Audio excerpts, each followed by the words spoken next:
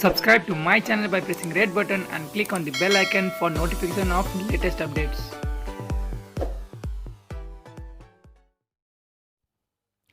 Nepal communist पार्टीभित्रको सङ्घर्ष चुलिँदै जाँदा हिजोको स्थायी कमिटी बैठकमा प्रधानमन्त्री केपी शर्मा ओलीले गजबकै अस्त्र हाने। पार्टीमा शक्तिका दृष्टिले चौथो नम्बरमा रहेका गौतमलाई प्रधानमन्त्री बनाउने उनको प्रस्तावले तरङ्गनी ल्याएको छ। गौतमकै साथले ओली तत्कालीन नेकपा एमालेको अध्यक्ष बनेका थिए। उनको साथले यसअघिको सचिवालय बैठकमा दुई विवादास्पद अध्यादेशकै कारण ओलीकै पद धरापमा परेन। यस्ता सहयोगका बावजुद गौतमले भने आफूलाई ओलीले पटक पटक धोका दिइरहेको बताउने गरेका छन्। उनले कहाँ कहाँ कहिले कसरी धोका पाए त? धोका नम्बर 1, 2064मा गठित प्रचण्ड नेतृत्वको सरकारमा उपप्रधान तथा गृहमन्त्री हुनुहुन्थ्यो वामदेव गौतम। यो सरकारले 2064 चैतमा नेपाली सेनाका 3 तारे जर्नेल कृष्ण कुल बहादुर खड्कालाई प्रधान सेनापति नियुक्तिका लागि निर्णय गर्यो। त्यो निर्णय हुनुअघि पार्टी अध्यक्ष झलनाथ खनाल चीन जानुभएको थियो। यता वामदेवलाई यस्तो निर्णयमा अडिग हुन निर्देशन दिएर निर्णय थियो। त्यसमा व्यापक विवाद आयो र झलनाथ खनाल सहितका राजनीतिक दलहरूको सुझावमा टेकेर राष्ट्रपतिबाट उक्त निर्णय खारेज भयो। प्रचण्डले सरकारबाट राजीनामा दिनुभयो। वामदेवमाथि धोका भयो। धोका नम्बर 2, दोस्रो संविधान सभा निर्वाचन लगत्तै झलनाथ खनाल पार्टी अध्यक्ष भएको नाताले स्वतः संसदीय दलको नेता हुनुपर्ने माधव नेपाल सहितका नेताहरूको मान्यता थियो।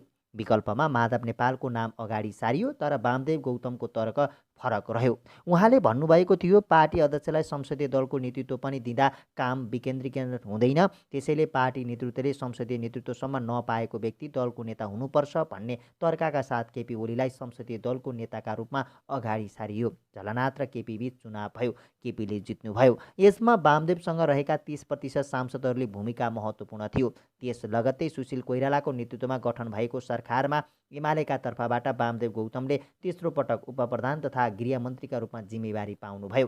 त्यसपछि केपीको तर्फबाट शर्त थपियो, महाधिवेशनबाट पार्टी अध्यक्ष बन्ने कुरामा भूमिका खेल्नुपर्ने, त्यसबापत वचन दिएको थियो। अध्यक्ष भएपछि पुनर्गठन हुने सरकारको प्रधानमन्त्री बनाउने। संविधान जारी भएपछि वामदेवकै पहलमा माओवादी केन्द्रसँग सत्ता समीकरणको सहमति बन्यो। आफूलाई प्रधानमन्त्री बनाउलान् भनेर गरेको यो मेहनत खेर गयो। केपी ओली आफै प्रधानमन्त्री बनेपछि यो स्थितिमा वामदेवकै कारण प्रधानमन्त्री बन्नेमै समस्या आउला भन्ने बुझेपछि केपीले आश्वासन दिनुभयो, प्रधानमन्त्री भएको 1 हप्ताभित्र संसदीय दलको नेता तपाईँ, तर न प्रधानमन्त्री न संसदीय दलको नेता। वामदेवलाई हात लाग्यो शून्य।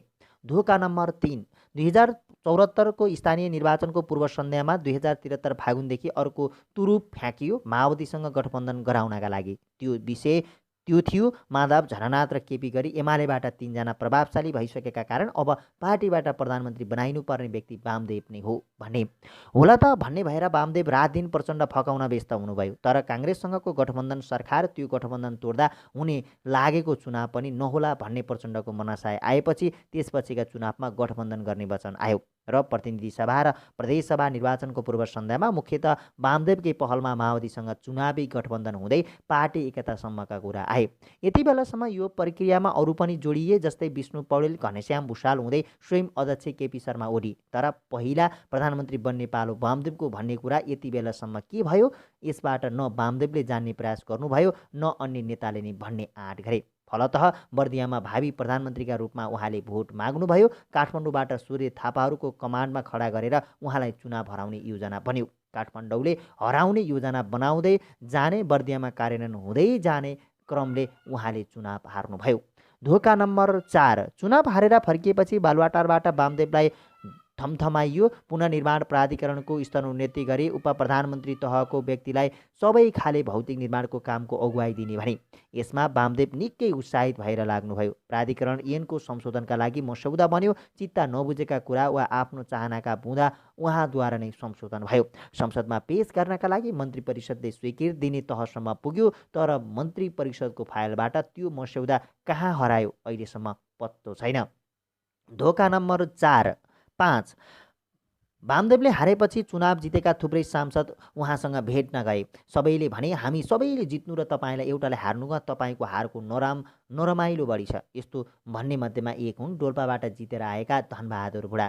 उनलाई राप्रपाबाट एमाले प्रवेश गर्नासाथ पहिलो र दोस्रो संविधान सभामा सांसद बनाएकै वामदेवले। उनले 2074को चुनावपछि भने मलाई 3 महिनाका लागि मात्र भए पनि मन्त्री बनाइदिनु पर्यो, म हजुरका लागि मेरो क्षेत्र छोडिदिन्छु। होला त भनेर वामदेवकै पहलमा उनी पर्यटन राज्यमन्त्री बने। 3 महिना बित्यो तर डोल्पाको सांसदबाट राजीनामा दिएनन्। बरु वामदेवका लागि धनबहादुरले राजीनामा दिने कुरा बजारमा जति जति हल्ला हुँदै गयो उति उति धनबहादुर बालुवाटारमा खोजिने माया गरिने पात्रका रूपमा रूपान्तरित हुन थाले। पछि वामदेवबाट सोधिनी भयो, खै त राजीनामा दिएको? उनको जवाब थियो, बा केपीले त नदेऊ भन्नुभयो। धोका नम्बर 6। फेरि 2075 सालको असोज लागेपछि रामवीर मानन्दर आए काठमाडौँ क्षेत्र नम्बर 7बाट राजीनामा दिन्छु भन्दै। एक हप्ता अघि वामदेव प्रवृत्ति भन्दै जोरदार गाली बर्साउने मान्छे एकाएक त्यसरी वामदेवका लागि क्षेत्र नै छोडिदिन्छु भन्दै पुग्नु आश्चर्यको विषय त थियो, तर वामदेवले पत्याउनु भयो। रामवीरले प्रचण्ड कहाँ लगेर राजीनामा बुझाए। सामाजिक सञ्जालदेखि अनलाइन मिडियाहरू अनेक क्रिया र प्रतिक्रियामा उत्रिए। वामदेवको बदनाम गर्नेहरू यति बेला निकै सलबलाए पनि अन्ततः राजीनामाको निर्णयबाट रामवीर फिर्ता भए। भनिन्छ वामदेवलाई संसदमा लैजान होइन, उनको बेइज्जत गर्न रामवीर परिचालित भएका थिए। नभन्दै वामदेवको संसद यात्रा भएन, बरु बदनाम गरियो र डामेर छाडियो। जम्मै राष्ट्रिय सभाको 1 थान सदस्य दिने पार्टीको विधिवत निर्णयमा कार्यान्वयन हुन नदिने र अहिले संविधान संशोधन गरी वही प्रधानमन्त्री बनाउने वचनको बीच अर्को कुन धोका लुकेको छ? जिज्ञासाको विषय बनेको छ। यो खबर हामीले जनआस्थाको सहयोगबाट तयार पारेका छौँ।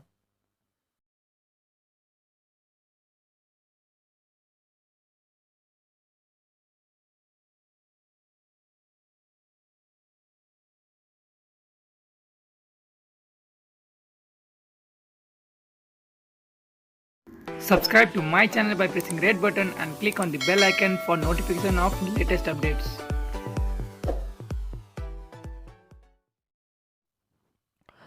सलको पासो लगाएर मङ्गलबार आत्महत्या गरेकी बागलुङ नगरपालिका 3 निवासी 30 वर्षीय सम्झना किसानका परिवारले प्रहरीकै नाममा आत्महत्या दुरुत्साहन मुद्दा दर्ता गराएका छन्।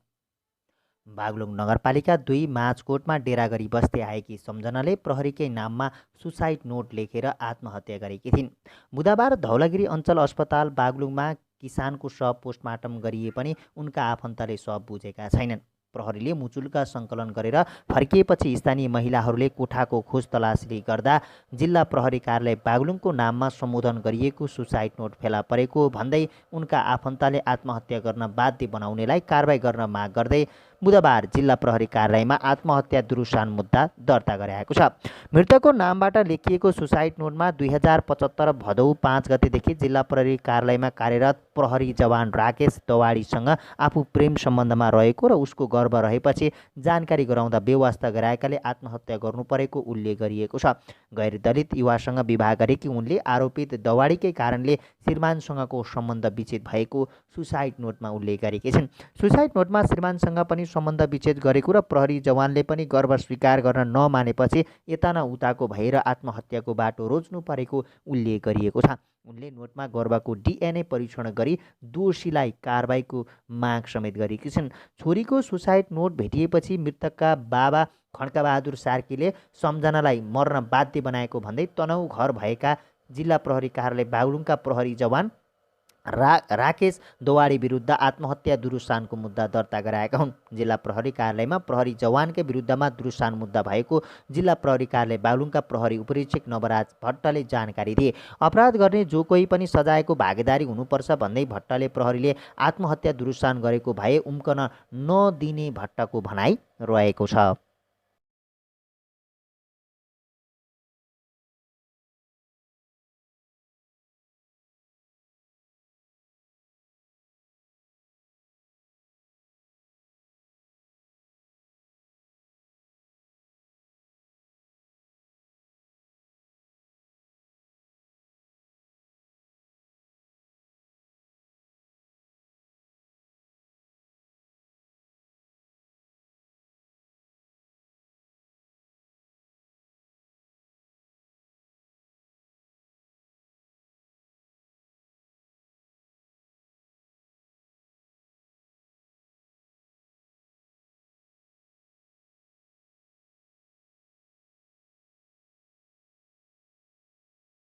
Subscribe to my channel by pressing red button and click on the bell icon for notification of latest updates.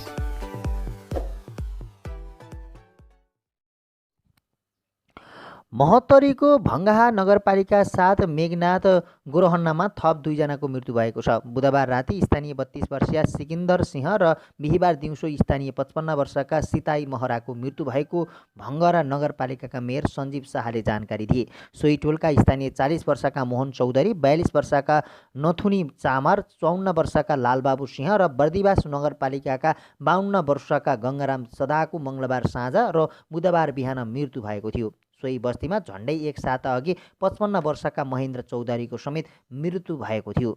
यो सँगै एक सातामा मेघनाथ गेहान्टा टोलमा 7 जनाको मृत्यु भएको मेयर शाहले पुष्टि गरे। उनीहरूको विषाक्त मदिरा सेवनको कारण मृत्यु भएको हुन सक्ने आशंका गरिए पनि मृत्युको वास्तविक कारण खुल्न सकेको छैन। बुधबारसम्म मृत्यु भएका 5 जनाको शव दाह संस्कार गरिसकिएको जनाइएको छ। बिहिबार राति मृत्यु भएका 32 वर्षका सिकिन्दर सिंहको शवलाई पोस्टमार्टमको लागि जिल्ला अस्पताल जलेश्वर लगिएको वडा अध्यक्ष वासुदेव सिंह थारूले बताए। एक एक गरी टोलमा मृत्यु हुन थालेपछि स्थानीयवासी त्रसित भएका छन्। बुधबार बिहान मृत्यु भएका गङ्गाराम सदाको शव प्रहरीले नियन्त्रणमा लिन जाँदा स्थानीयले उनको दाह संस्कार गरिसकेका थिए।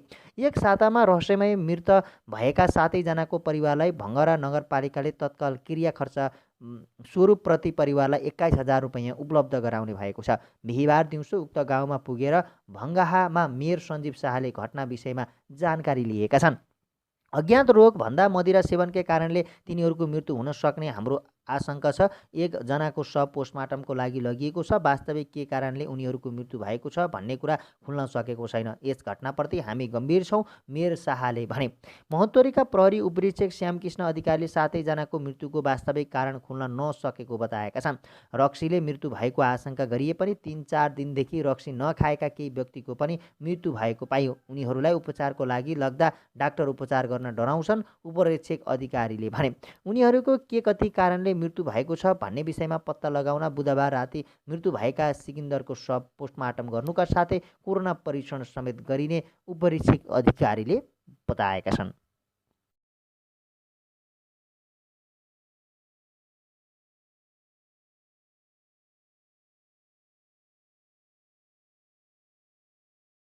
Subscribe to my channel by pressing red button and click on the bell icon for notification of latest updates.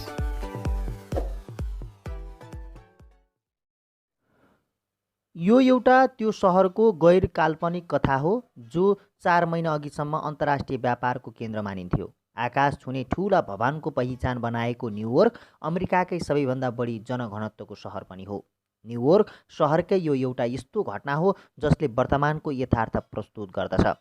April 30 को बिहान 11 बजेतिर न्युयोर्क प्रहरीमा एउटा फोनको घन्टी बज्यो। फोनको आवाजले भन्यो, उटिका एभेन्यू बुक्रिल सब दाहगिरिया अगाडि राखिएका ट्रकबाट भयानक दुर्गन्ध आइरहेको छ।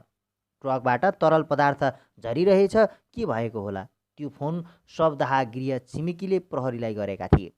केही समयपछि प्रहरी टोली सब दाहगिरिया पुग्यो। त्यहाँ पार गरेर राखिएका 4 ट्रक देखिए। भाडाका ती ट्रकमा वाणिज्यसँग सम्बन्धित सामान थिएनन्, सबैमा मृत्यु भएका मानिसका शव थिए। न्युयोर्क टाइम्सका अनुसार त्यहाँ 60 भन्दा बढी शव थिए। ती सबै अन्त्येष्टिका लागि पालो पर्खाइमा थिए। अन्त्येष्टि गृह अति व्यस्त भएकाले जलाउन नपाएपछि शव क्यूमा परेका थिए। त्यहाँ शव राख्न ठुलो फ्रिज छ, त्यो पनि भरिएपछि आइस हालेर ट्रकमै शवहरू राखिएका थिए। एउटा ट्रकको आइस पग्लिएपछि शव कुहिएका लासको दुर्गन्ध वरपर फैलियो। त्यही दुर्गन्धले छिमेकी अप्ठ्यारोमा परेपछि प्रहरीमा जानकारी पुगेको हो। दुर्गन्ध फैलिएपछि न्युयोर्क सहरका अध्यक्ष एरिक एडम आफै बुधबार अपराह्न त्यहाँ पुगे। उनले प्रहरी र शव दाहगिरियाका अधिकारीसँग छलफल पनि गरे। सबै ट्रकभरि शव रहेछन्। ट्रकलाई उनीहरूले ब्याकअपको रूपमा प्रयोग गरेका छन्। यसले मृतकका परिवारलाई आघात पुगेछ, न्युयोर्क टाइम्ससँग उनले भनेका छन्। कोरोना महामारीपछि न्युयोर्कमा शव अन्त्येष्टिका लागि नियमहरू धेरै परिवर्तन भएका छन्। कुनै पनि शव आफन्तले 14 दिनभित्र दाबी गरेनन् भने प्रहरीले अन्त्येष्टि गरिदिन्छ। बिहिबारसम्म कोरोना सङ्क्रमणका कारण न्युयोर्कमा 18,015 जनाको मृत्यु भएको छ। सङ्क्रमितका कारण न्युयोर्कका अस्पताल बेड पाउन मुस्किल छ। मृतकको शव अन्त्येष्टि गर्न लाइन पर्खिनुपर्ने देखिएको छ।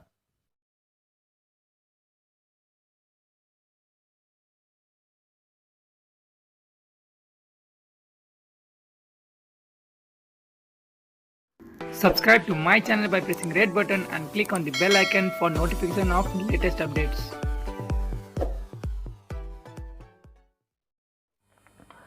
कोरोना भाइरस सङ्क्रमितलाई निको पार्न औषधि पत्ता लागेको छ। औषधिले कोरोना सङ्क्रमित निको पारेको प्रमाणित भएको हो। यसले सङ्क्रमित बिरामीको मृत्युको सम्भावना पनि घटाइदिने प्रमाणित भएको उल्लेख छ। सीएनएनका अनुसार यसबारे अध्ययन गरिएकाले परीक्षणका क्रममा रहेको औषधि रेमडेसिभिरले कोरोना भाइरसका सङ्क्रमितलाई निको पारेको खबर सार्वजनिक गराएका छन्। लक्षण देखिएको सङ्क्रमितलाई 15 देखि 11 दिनभित्र रेमडेसिभिरको प्रयोग गरिएकोमा निको भएको परीक्षणबाट पत्ता लागेको हो। अब यो औषधि प्रयोगको अनुमोदन गरिने भएको छ। अमेरिकाको औषधि प्रशासनले अहिलेसम्म कुनै पनि औषधिलाई कोरोना भाइरसको सङ्क्रमितमा प्रयोग गर्ने अनुमोदन गरेको थिएन। अब उसले रेमडेसिभिरलाई अनुमोदन गर्ने भएको सीएनएनले जनाएको छ।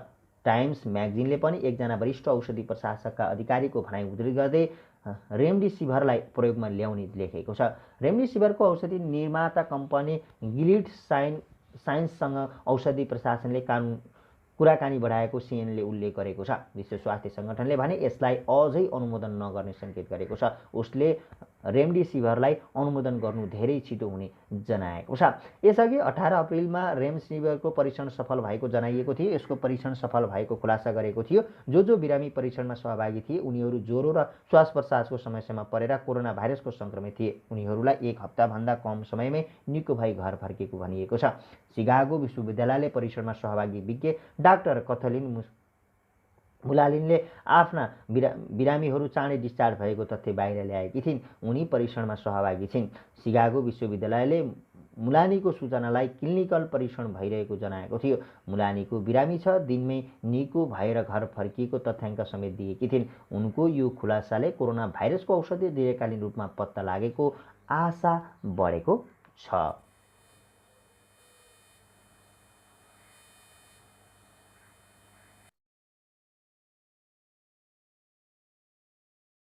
आले त अरू ग्रुपमा बस्नु एउटा फोटो खिच्नु तपाईको। तपाईहरु कहाँबाट पाङको कुन कम्पनी? पाङको महालक्ष्मी इटा उद्योग। हजुर। उहाँले के भन्नु त ल भन्नुस् त। त्यहाँ त अब पैसा दिएन। अब घरमा हाम्रो समस्या छ। हजुर। घरमा हाम्रो समस्या छ। अब समस्या यहाँ बसेर एक्लै खाएर त भएन। एक्लै खाएर भएन। घरको मान्छे भोकैमा रहेछन्। हो। अब एक्लै खाएर त यहाँ भएन। अब घरमा त जानै पर्छ। भनेपछि आज कति बजे हिँड्नुको? आज 3 बजे हिँड्नु भयो। 3 बजे हिँड्नु भयो। अब यहाँबाट हामी कहाँ जाने? बर्दिया। पश्चिम बर्दिया। कति दिन लाग्छ ल भनिदिनुस् त। 10-15 दिन लागिहाल्छ। तपाईले के बाटोमा कोही भेट्यो कि भेटेन? पुलिसहरू सङ्घ संस्थाहरू केही भेटेको छ? भेट्यो। के भन्दै थियो? भन्दै थियो अब भाइ कहाँ जाने हो? म भने बर्दिया जाने हो। ल भाइ हिँडेर जाने। पुलिसले त्यस्तो भन्यो? त्यति त भन्दैछ पुलिसले धन्न होइन। ल तपाईँहरू भनेपछि पोखरा जाने, पोखराबाट स्याङ्जा हुँदै जाने कि मुगलिङ? मुगलिङ जाने विचार छैन। मुगलिङको बाटो बुटवल सिधै जाने बाटो कुन हो अब थाहा छैन। तपाईँहरूलाई सिधै बुटवलको बाटो गएको भए यो करिडोरबाट 4 गाडीमा 4 घन्टा